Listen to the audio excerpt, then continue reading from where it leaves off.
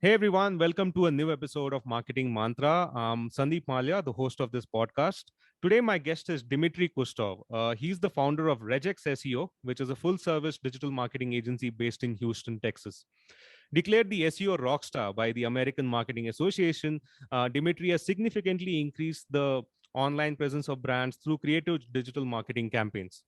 Today, our conversation will revolve around website loading speed and how improving the speed of your website can result in higher search rankings and more organic traffic.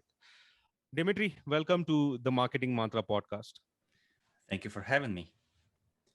So, for our listeners who are not familiar with your work, can you tell us a little bit about yourself, how you started, and some of the work you do at your agency, Regex SEO? Of course.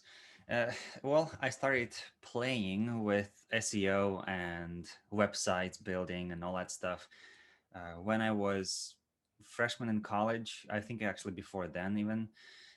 So I always was into computers, into coding, into programming, all that stuff.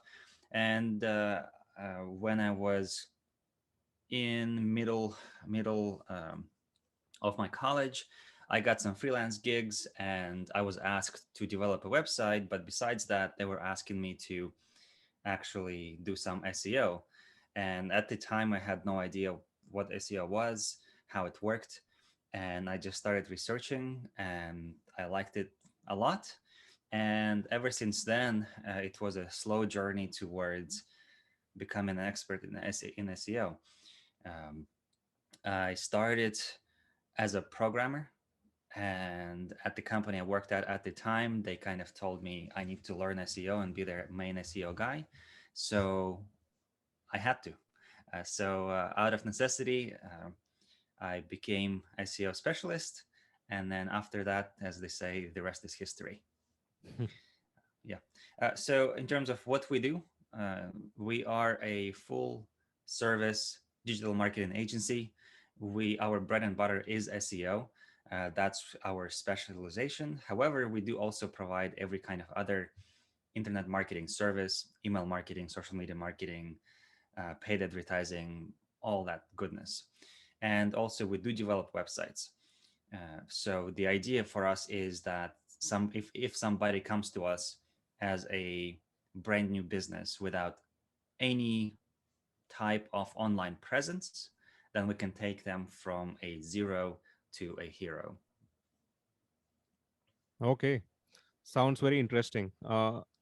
So I have a question to ask you when it comes to how you operate at your agency. Is there a litmus test for taking on new clients at Regex SEO? Like at my agency, I share a list of 20 questions with new clients to make sure we are on the same page and there's a match between expectations and reality. Do you have a similar process that you follow at Regex SEO? Yes, we don't have like a written out list of questions that we send. However, we have a conversation. So somebody reaches out to us, we need to talk to them, make sure that we're a good match for them, that the potential client, is a good match for us. And what we're looking for in most cases is we need to make sure that that potential client understands the value of marketing. That is one of the biggest problems, let's call it, or potential pitfalls. When somebody comes to you and says, hey, I want to be on the first page of Google, I want to have 1 million visits a month, but I want to Mhm. only pay you $200 a month, right? There's a very big disconnect. And if they're reasonable and let's say they do only have $200 a month, well, what is there anything we can do for them? Is there something maybe we can do some type of consulting or somehow help them to utilize that $200 a month better? Typically, as our agency services, we do not work with small budgets like that. We do require pretty much companies to have around $100,000 annual marketing budget or more. Mhm. But uh, we can consult and kind of help business owners get out the most out of their marketing budget if it's smaller than that. Okay. moving on to the main topic, and I thought you would be the right person to talk to this about because you are the SEO rockstar, and website speed has been on the minds of everyone, especially since the Core Web Vitals algorithm started rolling out, the page experience algorithm of which Core Web Vitals is an essential part. So everyone is obsessing about Core Web Vitals right now. So what I wanted to ask you was, how important is website loading speed and in the context of SEO, and how much of an impact will the recent page experience algorithm update have on Google search rankings in the long run? Right. Uh, well, the short answer is very important, and we all understand it. Like even if people are the people who are not in SEO industry, who are not in web development industry, when you go to a website and it takes forever to load, most likely you're just gonna leave and go check another competitor of theirs. So in the business world, that means you lost potential sale, you lost potential lead. Um, and the business of Google really is to provide the best result that users enjoy. If Google all of a sudden decides to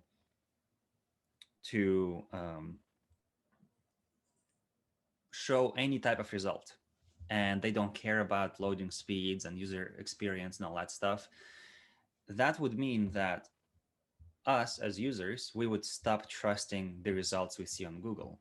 So it is mutually beneficial for everybody.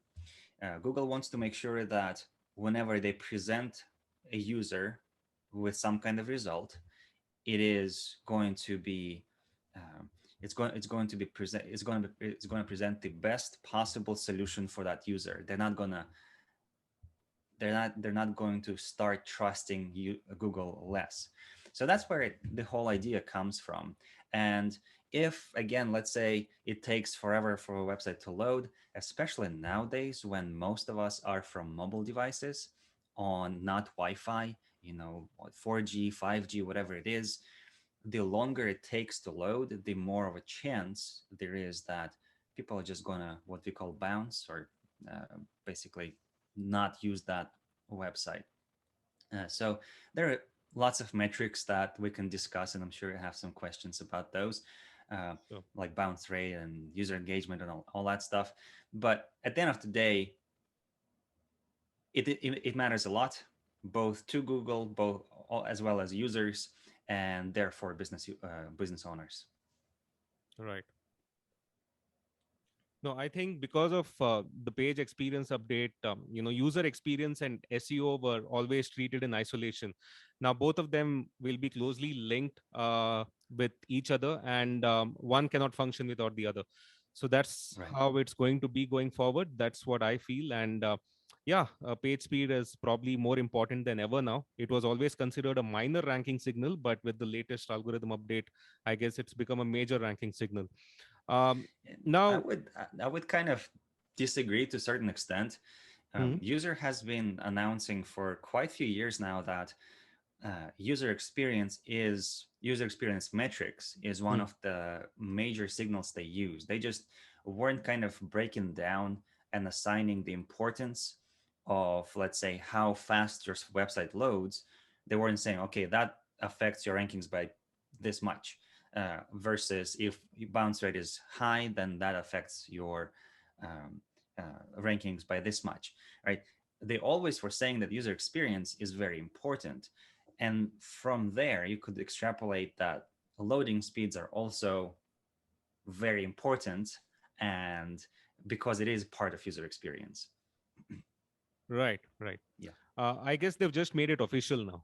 Yeah, exactly. That they Yeah, officially said, okay, we're now paying yeah, attention. We know that right. core vitals and Yeah, loading speeds and all that stuff is officially, we look at yeah, it, and uh, yeah, just maybe they're just trying to make it easier for everybody, because yeah. stipulations and guesses are not official statements. Right, right. Yeah, user experience signals have always been important. I agree with you. And Google has been vague in terms of how they approach, how they share their algorithm updates, because obviously they Right. wouldn't want their results to be spammed. I think web spam is still a major problem that they deal with. They're getting better at it, but still, it's a major problem for them. So they don't reveal much. It's one of the bad habits that they have. Let me segue into core web vitals. So I want to know exactly how one can go about improving core web vitals, and what your advice would be for a site which doesn't have great core web vitals. Now, if you plug your site on GT Matrix or Google PageSpeed Insights and you get a low score, how can one go about improving that score? Right. So the PageSpeed Insights, that's what we prefer. That's what we use on a daily basis, basically. The same as GT Metrics. They all, if you run your website, you go to that tool and it spits out a score as well as list of improvements. Basically, they tell you exactly what to do. Really, they will tell you things like, okay, you have your images are way too large, optimize them. They say your images are not fitting in the containers, like they're way bigger, the resolution is way bigger, optimize that. Basically go to Photoshop and like resize them. They will tell you things like, sometimes they will say some technical things like your server needs optimization. And if you are if you own your server, or if you have control over your server, then obviously you have somebody on your team who does that work. So you reach out to them, they will do some optimization on the server. If you're hosting on some kind of shared hosting like GoDaddy or Squarespace or Wix or anything like that, you can just reach out to them and say, hey, I ran my website through this PageSpeed Insights. It tells me that the server speed is too low, and they are pretty much obligated to help you in some sort of way. So really, just follow those. It's not like suggestions. It's literally like almost a task list, and you follow that list. You do as much as you can yourself. If you have a web development team, they will be able to do most of that work. And if you can't, then reach out to your local agency or somebody who does that for a living, like Sandeep or myself, and we'll help to our best ability. Awesome. So you would recommend PageSpeed Insights over any other tool as of now? And the best part is it's free of cost, right? It's a Google tool, Right. so yeah. Yeah, Uh, exactly. how? There's Yeah, also a thing called Lighthouse. yeah. That That's again a is, Google extension, right? yeah, it's a Google extension that is in browser, in Chrome browser already. Yeah, It's yeah, basically PageSpeed Insights on yeah. steroids. So, and it's, again, it's free, right? So that's the Right, best part. right. Yeah, so that extension is always on, on Right. my browser, activated on my browser. So highly recommended. So anyone who's listening right now, you can use PageSpeed Insights, and you can also activate the Lighthouse extension on your Chrome browser. Dimitri, I wanted to ask you, you have a fascinating presentation that you share with your clients at Regex SEO. And this presentation is titled 7 seconds that are worth $700,000. So each second is worth $100,000. Can you elaborate on how you quantified the value of website loading speed and the different experiments that you ran to reach this conclusion? Right. So that presentation that I shared with you earlier, it is actual client. Obviously, when you start talking about those types of numbers, $700,000, we are not talking about a small website with 10 visits a month. We're talking about a large corporation. In this case, it was national corporation. They had, I think, close to 6 million visits a month. Right. So in their case, it matters a lot if they lose, let's say, 10% of their traffic. Like if 10% of their visitors go to their website, but it loads too slowly and they leave. That translates into very much direct sales, because again, in that case, that company, they are an e-commerce company, so they sell products online. Therefore, the more users they lose because of core vitals, the more money they lose. and they came to us. It was some 3 years ago or so. They came to us. They were doing the redesign and restructuring, changing the architecture of their whole website, and they already had a very good technical team, but they were having issues with kind of matching the core vital scores and metrics to real world performance. So they reached out to me to just do an audit and kind of figure out how we could improve it even more. Because again, on that level, when you are one of the biggest companies in the United States, every not just second, but it's millisecond counts. And you mentioned when you were asking a question that each second is worth $100,000. It's actually not like that. There is almost like an algorithmic scale. So the first second saved is much more valuable than the seventh second saved, right? Mm. So, like an actual example, let's say your website takes 10 seconds to load. If it takes instead of 10, not it starts taking 9, there is much more perceptually much more difference than when you get from 4 seconds to 3 seconds, right? It just when you're there is a Google study case study. It's available online. You can uh, just go to Google, and it's called Google Pagespeed User Study, and all the metrics, all the findings are available to everybody. And what they found was that when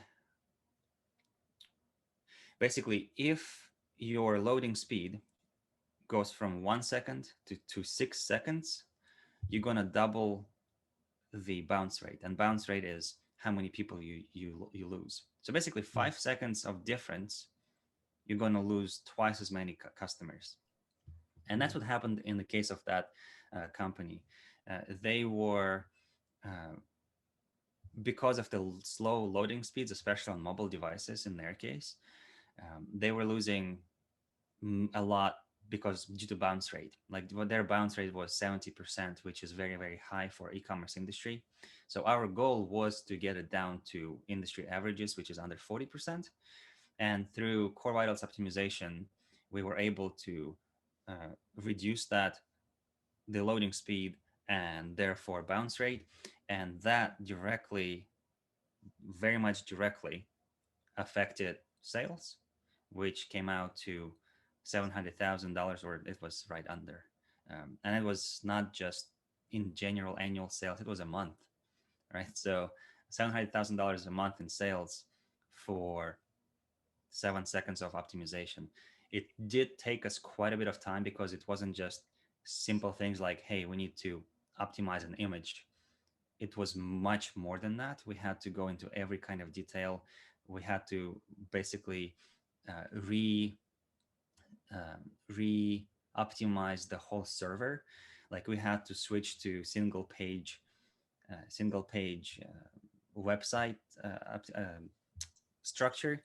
Um, so it was more than just again changing a couple images, right? We had to redo pretty much their whole website, how it works, how it integrates with databases.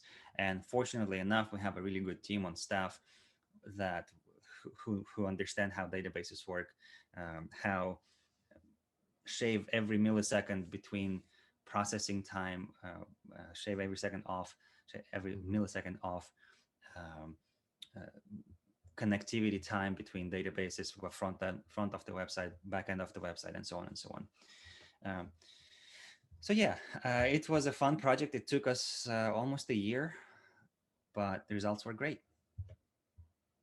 Fantastic. That really puts things into perspective and really talks volumes about how important website speed is. Let's talk about a few user experience signals. And the most important signal that is affected by, say, a slow website is bounce rate. I mean, like you said in the beginning, when a person visits a website, if it's not loading, then they're just going to go back. It's also called pogo sticking, if I'm not mistaken. Yeah.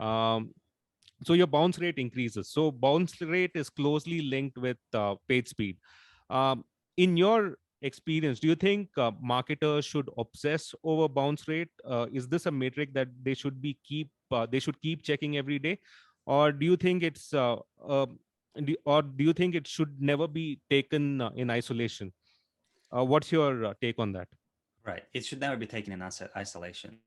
Bounce Hmm. rate is it's a metric that tells you about how much your people not liking your website. That's what it is, right? Bounce rate means that somebody gets to your website and for some reason they leave. It Hmm. doesn't tell you why. Speed can be one of those things, yes, absolutely. But anything else related to user experience, as simple as maybe it just doesn't look very good. Like maybe your website, we're in 2021, maybe your website looks like it's from 1990s. Most Hmm. people will not like it, they're gonna leave. So that affects bounce rate. Or maybe, for example, the navigation is broken. You try to click on the menu button and it doesn't open, and you can't get to their contact page or service page of some sorts. People are going to leave again because the website is not working. Or maybe the navigation, like you click on the menu and navigation is so difficult to understand, so difficult to find right spot. You just can't find the information you're looking for. Maybe the pages are named very weirdly. Instead of saying contact us or having a phone number, it it's called something completely unrelated. You know, maybe the business thought it was clever, but people can't understand it. Therefore, they can't find their contact information. All that stuff affects bounce rate. And what I recommend always is there are industry benchmarks that again available online for free. There are a bunch of case studies, bunch of industry benchmarking documentation. Go look for it for your specific industry. And typically, if bounce rate, if you're in a service industry, provide service, not sell a product, then bounce rate under 50% is kind of normal. If it's over 50%, something is not right, and you need to look at it. And of course, the closer to 100% it is, the worse the worst position you're in. And for e-commerce industries where you sell products online, then typically that's 30% bounce rate or less. Um, just as a reminder for our listeners, bounce rate, you can see it in Google Analytics. Google Analytics is a free tool, which you just insert a little code on your website. It's for free. It doesn't really do any harm to your website or anything like that. That's where that word bounce rate is from. So go to your website, install it, add that code. It's free. It's not gonna harm you in any kind of way. Yeah. And yeah, so if you're service industry, under 50%. If you're e-commerce in e-commerce, then under 30%. If it's higher, then you need to get it fixed. And the closer to 80%, if it's 80% or above, there's something really wrong. Hmm. If it's under that, it just needs optimization, basically. Right. You've answered my next question as well, which was what is a good bounce rate? Because that's a question that no one really seems to answer. And you hit the nail on the head when you said each industry is different. So you need to check your Right. industry benchmark. And like you said, it should never be taken in isolation. In some cases, when you should also analyze the traffic sources. For example, the bounce rate for for the traffic that you get from organic search is different from paid search, and you should also look at conversion. So there are so many factors involved, and sometimes people tend to look at bounce rate in isolation, and then they get too obsessed with it, and that's a metric that they keep checking. So yeah, Right. that's a really good answer that you gave. And are there any advanced tips that you would recommend to optimize the page speed, or reduce your bounce rate, or improve your user experience signals? Right.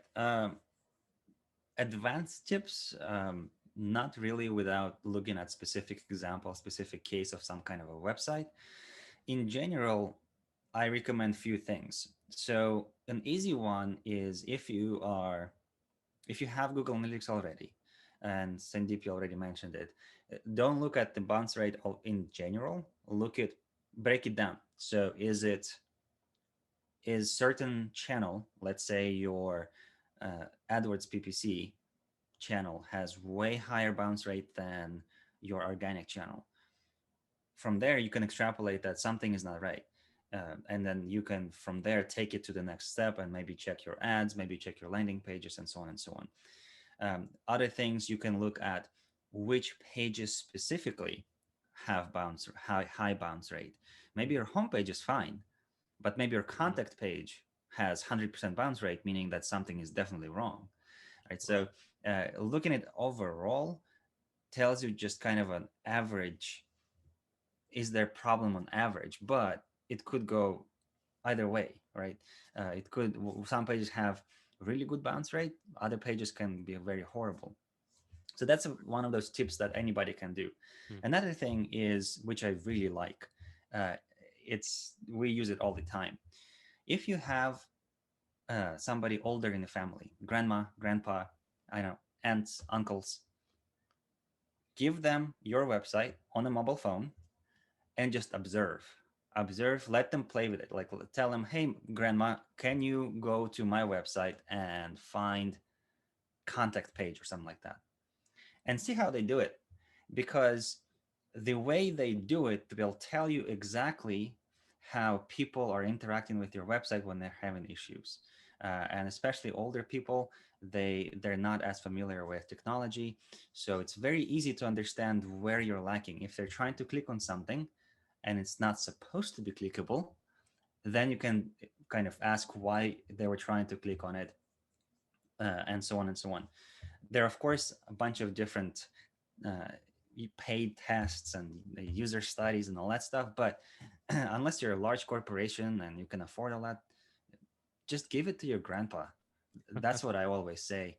Or and then you can always take it into different directions, right? You can always give it to your maybe kid. Like, kids are also very interesting to see how they interact with the Mhm. websites, because they think in a completely different way, right? So give it to your, I know, 5-year-old daughter or niece or whoever, and see how they interact. And then you can give it to your friends that are about the same age. So that way you can get each group, and they will tell you something different. Um, Mhm. and in terms of flipping user experience upside down, um,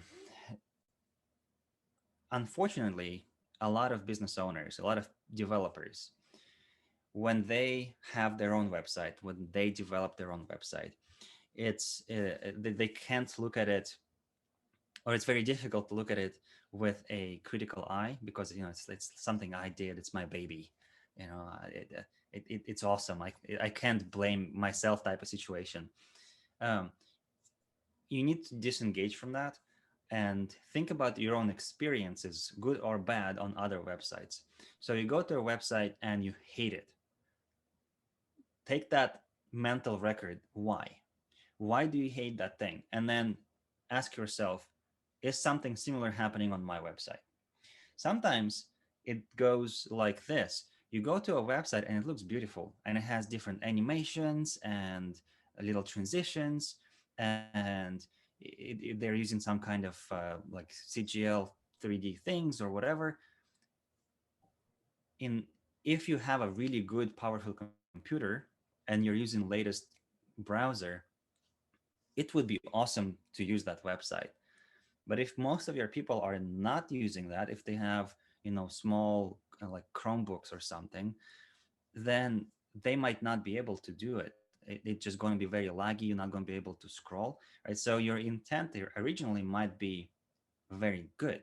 Okay, we want it to be the most beautiful website ever, but you overload it so much, some people's computers they just can't keep up with it. Or if they use Internet Explorer, quite a few people are still using Internet Explorer or any other browsers like that are not supporting the latest technology. Microsoft Edge, even sometimes Firefox, or like Opera. There's tons of them, right? And all that stuff you can also get from your Google Analytics. It's all for free there, and you can see which browser has the highest bounce rate, and then you can kind of go down the rabbit hole and find out what happens. So I wouldn't say it's advanced tips. Yeah, It's advanced very was simple. probably the wrong word to use, Yeah, but these yeah, tips that you shared are certainly very useful, out of the yeah. ordinary. And and it surprises me that I've never thought of it before. It's such a great idea to share your site with some of the elders in your family and see the reaction. And yeah, that's a very simple hack, I think, that everyone can do, especially when they have just created a new website Right. and they want to test things out. And if they're facing any problems, if they have if because of core web vitals they've seen some traffic drop recently, they can still, that tip that you shared can still be experimented with. So thanks for sharing that. Of course. One last question I wanted to ask you was, does hosting have a big impact on your site speed? Does your hosting plan, because most people who start new websites probably go with the basic hosting plan that is available. How much of an impact does that have on site speed? It does have an impact. And typically in the beginning, it's not going to matter when you have just launched your website and there are very few visitors to your website. Uh, Kind of, you need to understand how hosting works, how servers work. Typically, when you are on a cheap hosting, it means that you and a bunch of other people, hundreds of thousands of people, are in a sense on the same computer, right? So you're all sharing resources of that computer, memory, CPU speed, disk space, all that stuff. That's why it's called shared hosting. So if somebody of the people who are sharing the hosting with have some kind of maybe malicious website, or they're very resource, they'll need a lot of resources to run their Mm. website, because you're sharing, they're going to take a lot of it and then you're going to get left with a little, and it might impact your loading speeds and processing speeds and things like that. So in the beginning, again, when you have few visitors, it doesn't matter that much, but the more visitors you have, the more important it is to make sure that the hosting you're on is quick. That's what it is, right? And you can, again, Google hosting comparisons. We ourselves use a company called Liquid Web. They are kind of developer first. Mm. So if you're just like a normal random user, they might not be for you. But if you're actually a developer, if you are running big websites, then you need to go for things like Liquid Web or AWS or Google App Engine, anything like that. Somebody who build their servers specifically to support high traffic, a lot of um, a lot of processes running at the same time, um, or anything like that. Mm. Great. One final question I had for you, Dimitri, is because you run a content marketing agency or an SEO agency, I'm pretty sure you use, there are certain tools that you use day in, day out. And Mhm. I would like to ask you, which are the SEO tools that you simply can't do without? In terms of SEO tools, we use two major ones: SEM Rush for position tracking, for keyword research, and we use Ahrefs for backlink tracking. Those are the two main ones we use on a daily basis. For things like, for a lot of it, for all of the analytics, we use Google Analytics because it's free. And for core vitals and all that stuff, we actually developed our own tool, because Google PageSpeed, they have a very robust API. Anybody can use, it's free. Mm. And basically, because if you just go to Google PageSpeed, type in your website, it will give you score and metrics for just that one time. It's not going to give you any historical data. So what we did, we developed a little tool that asks Google PageSpeed Insights for those metrics every certain period of time. Like for some clients, we have it once a day. For some clients, we have it once an hour, and so on and so on. So that way, we can look at the graph and see when and if any of the core vitals drop for whatever reasons. And from there, we can again kind of extrapolate extra data, some kind of correlations or causations.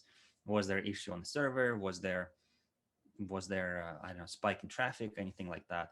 And then we can go in deeper and compare it with server um, stats and stuff like that. So yeah, those are the main tools. And for especially if you're starting, just starting, you don't have to use any paid tools. That's what I Mm, always say to maybe like a one like a starting SEO specialists that mm, are having just one client. You right. can do a lot of stuff for free or on a very cheap, low budget. Just Yeah. use piece of paper and Google Sheets or Spreadsheet. Yeah. spreadsheet or whatever, right? You can do a lot of stuff in there, Yeah. and then just things like Google Analytics because it's free. Right. Um, yeah, No, both the tools that you mentioned, SEMrush has a 1 month free trial. Ahrefs yep, has Webmaster Tools, which is free of cost. So there are a lot of paid SEO tools which are coming out with their own free tools. right, So yeah, when you're just starting out, they can just use Google's keyword planner as well. Then obviously you have Google Analytics, Lighthouse, like you mentioned, yep, Google PageSpeed Insights, GT metrics. There's so many tools to play around with. Like Dimitri right, said, you need not invest in a paid tool right away. You can probably start with free tools and then upgrade to a paid tool. right. Uh, Dimitri, this has been great. If our listeners would like to learn more about you, your company, where can we send them online? All right. So the company is Regex SEO, as it is on my shirt. So our website is regexseo.com. We have a quite nice blog with a lot of free information. I mean, all of the information is free there about technical things, about marketing things, about SEO things. So it's regexseo.com/blog. And if you would like to reach me directly on social media, I use Twitter and LinkedIn. My handle is Digital Spaceman. We are in Houston after all. There is my background, all right? The NASA, all the space Yeah, stuff. So yeah, right. Digital Spaceman at Mm. on Twitter and LinkedIn. And you can always, send us email or fill out a contact form or call us from the website regexseo.com. Awesome. Thank you so much for taking the time to be a guest on my podcast. I really appreciate the conversation. Thank you. And to our listeners, we have links to everything we discussed in the description of this episode. Until next time, thank you for tuning in. All right. Thank you for having me.